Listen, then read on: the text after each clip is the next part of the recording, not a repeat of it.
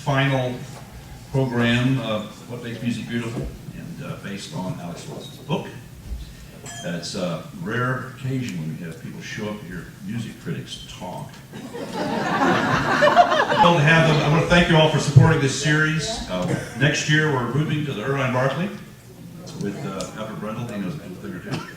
And it's my great pleasure to introduce Tim Mangan from the Orange County Register and Alex Ross from the New York Post. No, he's from the New Yorker. So, gentlemen, please.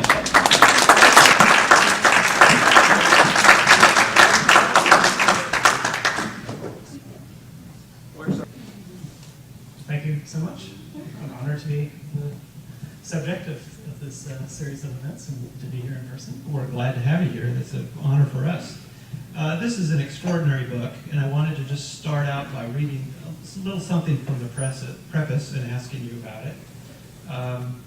It's about the way you went about writing this book. What the march of history really has to do with music itself is the subject of sharp debate. In the classical field, it has long been fashionable to fence music off from society, to declare it a self-sufficient language. In the hyper-political 20th century, that barrier crumbles time and again. Bela Bartok writes string quartets inspired by field recordings of Transylvanian folk songs. Shostakovich works on his Leningrad Symphony while German guns are firing on the city. John Adams creates an opera starring Richard Nixon and Mao Zedong. Nevertheless, articulating the connection between music and the outer world remains devilishly difficult. Musical meaning is vague, mutable, and in the end, deeply personal. Still, even if history can never tell us exactly what music means, music can tell us something about history. My subtitle is meant literally, this is the 20th century heard through its music. Now it seems to me that no one has ever tried to write a music history quite like this. Did you have any models? What inspired you to do it this way? Oh, well, I did feel I was blundering about in the dark a great deal at the time because of course there have been many histories of 20th century music in the past, and some wonderfully authoritative histories of a more sort of densely analytical Academic. Not necessarily academic, but it's usually requiring knowledge, ability to read music notation, and assuming a fair degree of knowledge of the music history that came before the 20th century. And as someone who'd been writing for newspapers and magazines as a critic, I thought there was an opening for a somewhat different kind of book that would assume much less knowledge, and that at the same time would look at this music in the widest possible context, cultural, social, political, and so on. And in a way, there's several reasons for doing it that way. I think it's just tremendously interesting in and of itself to look at the music that way, with the understanding, as I say in that paragraph, that it can be extremely tricky to talk about the meaning of a particular work of music, against a political backdrop or social backdrop, and you always sort of have to be a little tentative about drawing too many connections. But nonetheless, there are obviously these moments where the music becomes tremendously charged by what is going on around it, and that's just very interesting in and of itself. But I also thought, from the point of view of trying to really interest a wider audience in this music, and I think this was ultimately the real point of this book, not quite so bluntly and directly, but I really wanted to write, not just an introduction to 20th century music, but in a way an introduction to classical music for a wide audience that really might not have spent a lot of time thinking about the subject or listening necessarily to any classical music beyond just the very casual exposure that so many people have in the society.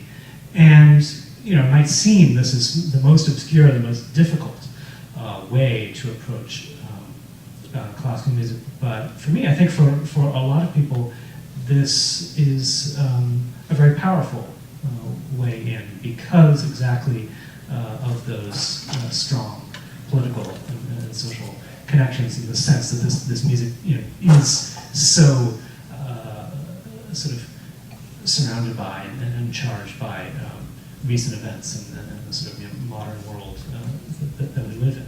And so that was the real point.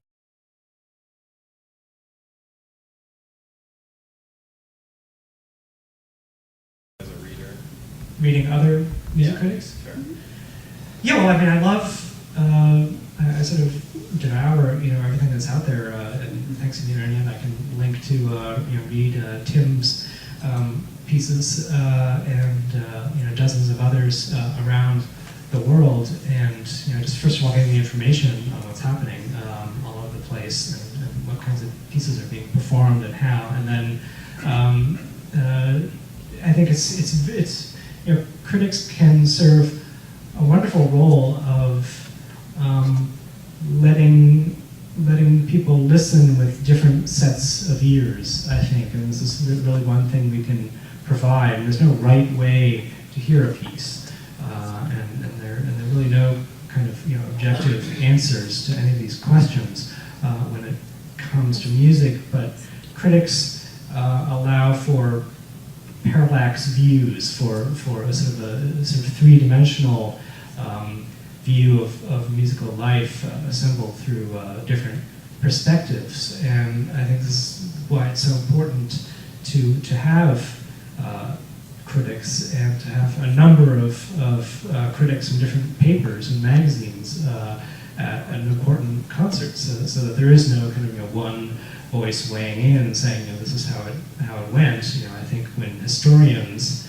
look back, they need those different voices to sort of get a sense of what the musical past was like, and more importantly, for people living right now, it's a sense of what's out there, and how you can experience it, and how I think critics, without being too pushy about it or sort of self-indulgent about it, can show music just isn't a business. It's not simply a technique, a profession. I mean, it also is very emotional, and sort of bringing that emotional dimension into one's writing, I think, is important as a way of showing, especially for this 20th century music. Yes. People so often think it's intellectual, and I'm always trying to make the point. No, this is very, very emotional music as well, because it's so easy. Ultimately, I think people can find their way emotionally to Mozart, to Beethoven, to Brahms. I mean, it's sort of self-explanatory. This music will always have listeners as long as sort of the human race manages to stay around. It will have that magnetic effect. I think some of the more recent music, it will be around forever as well, but at least right at the moment, it seems to need certain voices to sort of show basically just how you're supposed to react, and what are some of the different ways you can react to this music. Yeah, exactly. I often feel